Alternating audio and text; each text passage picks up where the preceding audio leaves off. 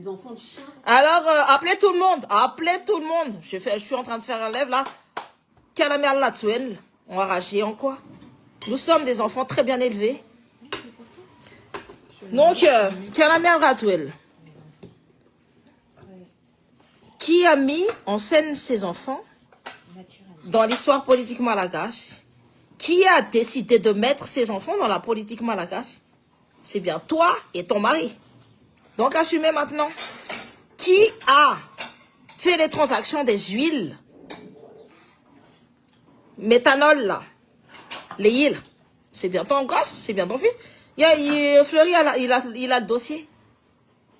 Qui maintenant est en étroite relation avec les Émirates? On les a vus, les Émirates, hein? On les a vus. On a vu la photo de tes fils, là. Aux Émirates. Avec les grandes des Émirates. C'est bien toi et ton mari. Donc assumez. Vous avez voulu faire entrer vos enfants dans la politique par la grande porte sans rien apprendre de la politique. C'est comme ça, on assume.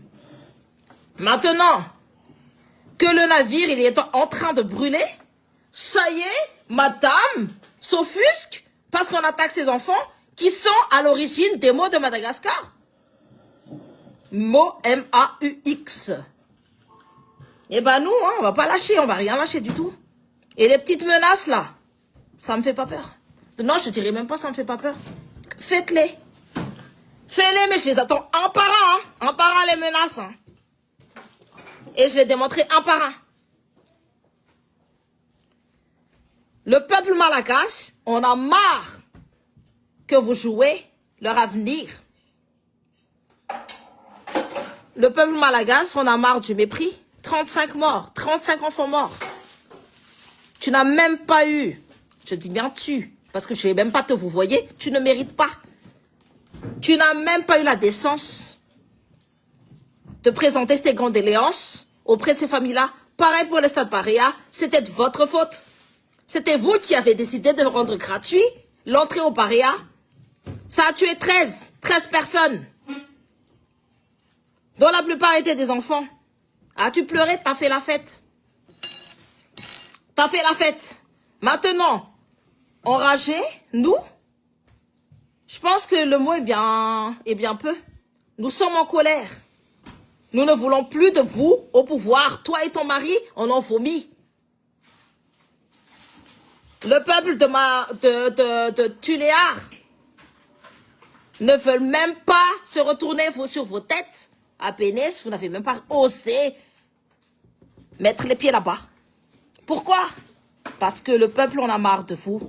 On a marre de vos assassinats. Roberto Carlo, on n'a pas oublié. Et Nidouni, qui est une amie, j'ai pas oublié. Maintenant, assumez. Vos enfants, ils ont plus de 18 ans. Tes enfants, à toi, les Andratouel, ils ont plus de 18 ans. Assumez. Fallait pas faire entrer dans le monde politique en plus sans titre. Après, ça se permet de, oui, on jette l'opprobre à mes enfants et tout. C'est vous qui jetez l'opprobre au peuple malgache. C'est vous qui êtes à l'origine de toute ignominie à Madagascar. En passant par le Roro. Le populisme, qui est reconnu par l'OMS, mais qui n'est pas reconnu par le gouvernement malgache. Les Boeing 777, dont tes enfants ont des relations avec les Miratis, hein? On sait très bien, hein, que ça peut pas venir du petit sbire, le petit Valérie, là. Il a quoi? Il a quoi comme légitimité? Ça peut que venir de la haute instance, c'est-à-dire la présidence. Et on sait très bien aussi que chaque produit qui sort de Madagascar passe par les douanes. Et la douane, c'est qui? C'est Ravatmang. Donc, tu peux dire, ouais, tu peux te laver. Lave-toi. Lave-toi même avec de l'eau de Javel. Le mal que t'as fait ne sera jamais nettoyé. Le mal que ta famille a fait, je veux dire. Ton père, lui aussi, hein. Les affaires de Thor aux Comores. Ça se prenait pour qui et pourquoi là-bas? Hein? N'avait aucun respect pour les journalistes comoriens? Alors que c'était en train de détourner l'or de Madagascar? L'or! Les stocks d'or de Madagascar? Vous avez mis où? Avec la complicité de l'Ensai? Donc, vous avez voulu mettre dans le game focus, assumer les conséquences. Parce que nous, on ne va pas arrêter et on va pointer du doigt chaque chose que vous faites mal. Et les petites menaces là, c'est pas avec moi qu'il faut faire ça. Hein. Je regarde, on se regarde. T'as bien regardé? C'est bon, Lola pourri. Regardons le poste de Kalamial Ratswell. À chaque polémique, il faut qu'un de mes enfants soit glissé dans la controverse.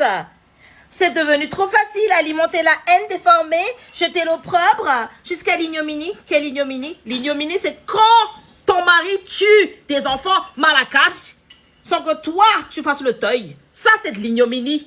L'ignominie, c'est quand tu laisses les enfants du sud de Madagascar mourir de faim et de soif sans bouger ton petit doigt. Ça, c'est de l'ignominie. L'ignominie, c'est quand ton père vole l'or de Madagascar, attrapé aux Comores, et se permet encore de prendre les journalistes de haut. Ça, c'est de l'ignominie. Rends-nous l'argent. L'ignominie, c'est quand tu fermes les Champs-Élysées et dépenses l'argent du peuple malakas dans des tissus dont on s'en fout complètement. L'ignominie, c'est quand le peuple ne veut même plus te foutre, mais tu t'accroches à ta chaise comme un morpion d'une personne sitaïque. Ça, c'est de l'ignominie. L'ignominie, c'est quand tes potes là, et tu laisses tes potes, et de toute façon, tu en fais partie, fais rentrer le Roro à Madagascar, et ça tue des milliers de jeunes. Ça, c'est de l'ignominie. L'ignominie, c'est quand tu enlèves la bourse des Malakas, et tu dépenses 150 000 € par mois pour tes enfants. Ça, c'est de l'ignominie. L'ignominie, c'est de nous faire supporter vos têtes quand on ne veut plus, qu'on vomit, qu'on chie, qu'on crache à la gueule. Ça, c'est de l'ignominie. Jeter l'opprobre à une personne qui n'a pas de dignité, c'est du courage. C'est mal la pour qui m'a menti. T'es quoi? La sesa qui a la iluna, ni luna taisa qui a la iluna. Marina titato titan masun. Bishato na ramatuon tena na rewe. La sesa qui a la iluna. Luna taisa. C'est mal la pour. Totisma mariana. C'est ma tunga na son pesa new satia. Fata chaneta ramisune la sesa. Fa tine futune afokan fafanwe. La sesa qui a la iluna luna taisa pour. Marina titan publication. C'est mal la pour ya. Zao ny amaliko aniny lettre officialy izay hanenjehana ny olona rehetra mamparitaka amin'ny réseaux sociaux le vaovao mahakasika ny affaire Boeing 77 izay Boeing anankidimy izay matriculation avy ao Madagascar nandeha nakany Iran. Mba mangataka aminareo aho aloha, tsy fangataha manko zany fa alohan'ny nareo mametraka fitorinana mamoaka an'ireny lettre reny zay tsisy tahotra tsisy hena tsy io. Efa miborida ny aferanareo rehetra.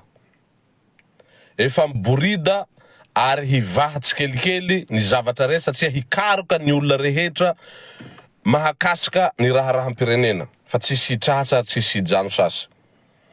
Ny fanontaniana petrako mba afaka lazainareo aminay vahoaka malagasy na izahay tompon'andraikitra amin'ny réseaux sociaux izay sonneur d'alerte izay pampita vaovao marina maripotra amin'ny vahoaka malagasy sy maneran-tany hoe ino ny rôlen'ireo zanakareo reo ao anatin'ny membre de gouvernement anatin'ny l'état malgasy.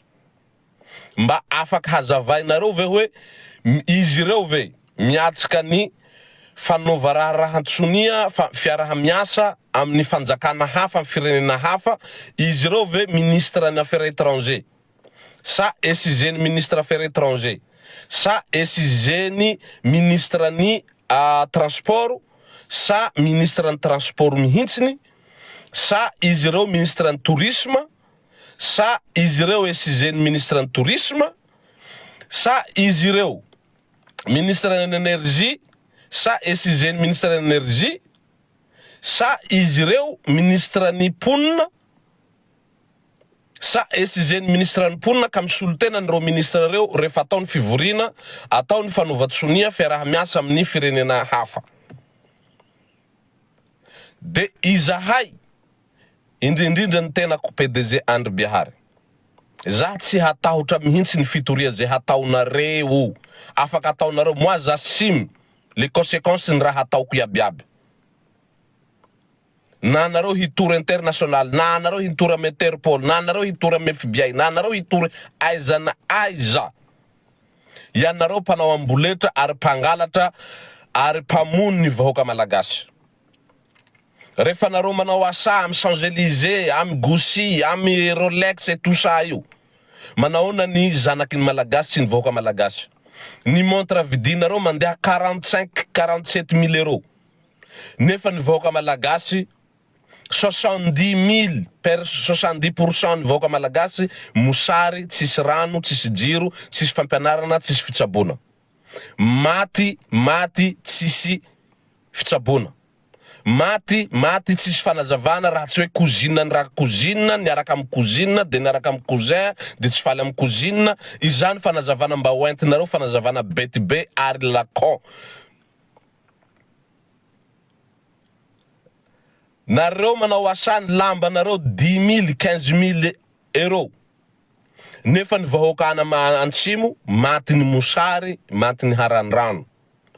Nareo mitretre amy zanaky nareo fa enjehinay ary anovanay diffamation. De ahoana fijery, nefa nitsanga ve nareo tamireo zanaky ny malagasy rehetsany antsimo, maty ny mosary, maty ny kere. Sa inona ny mba zavatra mba noentinareo, mba singambolo noentinareo, manoloana an'ireo les enfants de Malgaches, les enfants dans le sud, ils sont tous morts de la famine, la sécheresse. Est-ce que nareo fa niaro, efa nitory, efa nitory ny fanjakana nareo amy gouvernement tao, fa nitory ny président république, sa nitory ny tsay, sa nitory ny tout ce qui est responsable.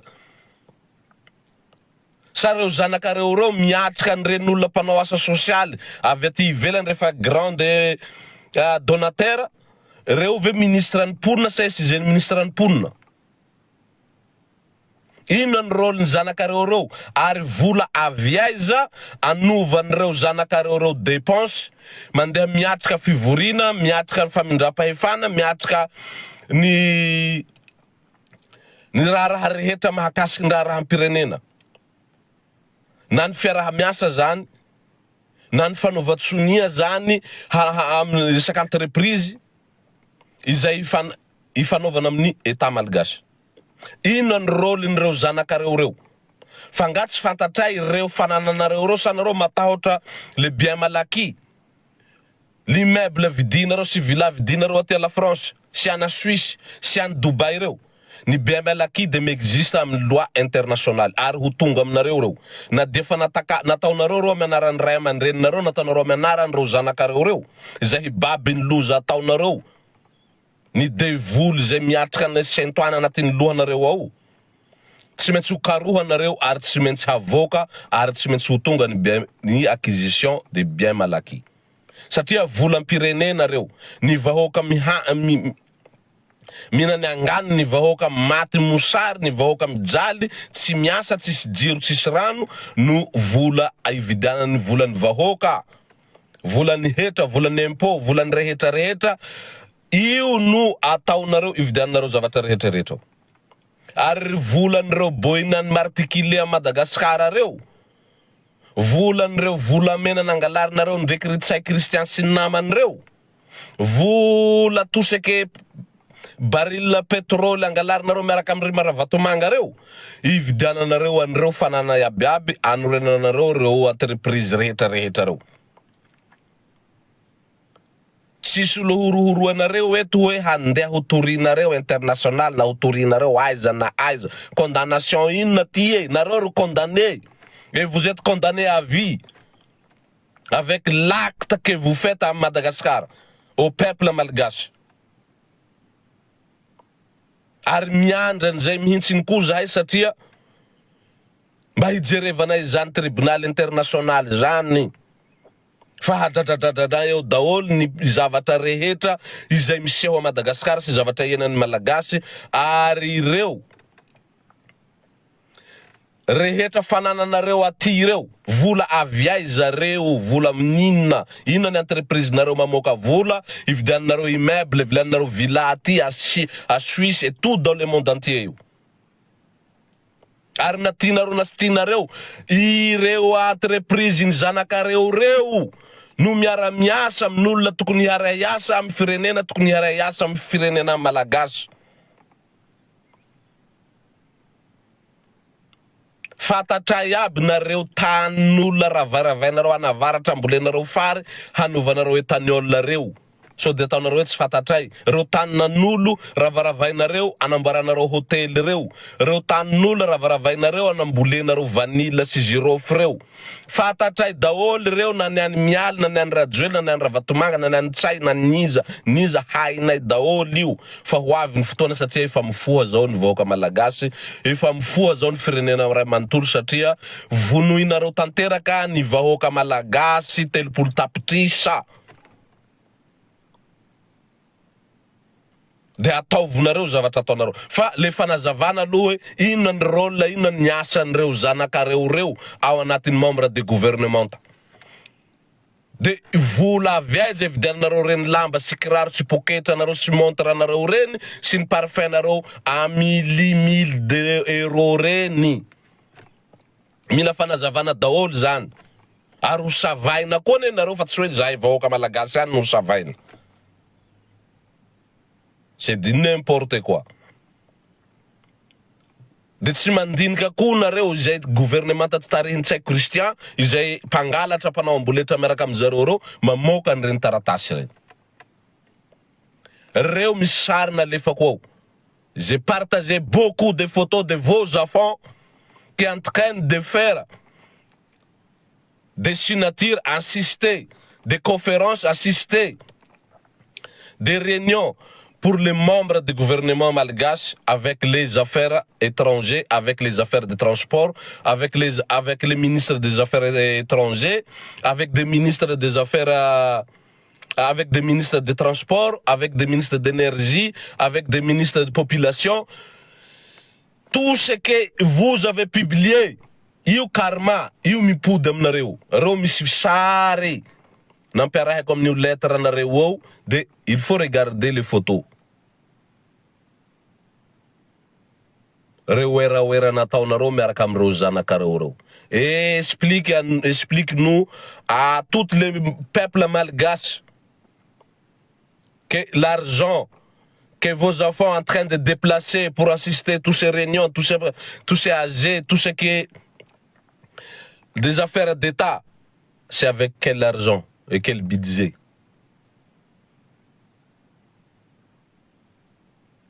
Et c'est avec quel argent vos enfants vont aller aux écoles les plus hautes standing, qui est très cher dans l'Europe, pour faire leurs études. C'est à quel argent? À quel budget? Vient d'où? Or que les ministres, tous les ministères, à Madagascar, il n'y a pas d'argent, parce que tout l'argent qui est dans les ministères, les budgets de l'État, les budgets ministères, ils sont tous partis pour faire vos biens personnels. Donc, miambi zahay, alifasinaro fiturianaro. Indindinda ntena ku miambi aho. Alifasinaro fiturinaro zany. Mai vantsay na yabi reto. Poma!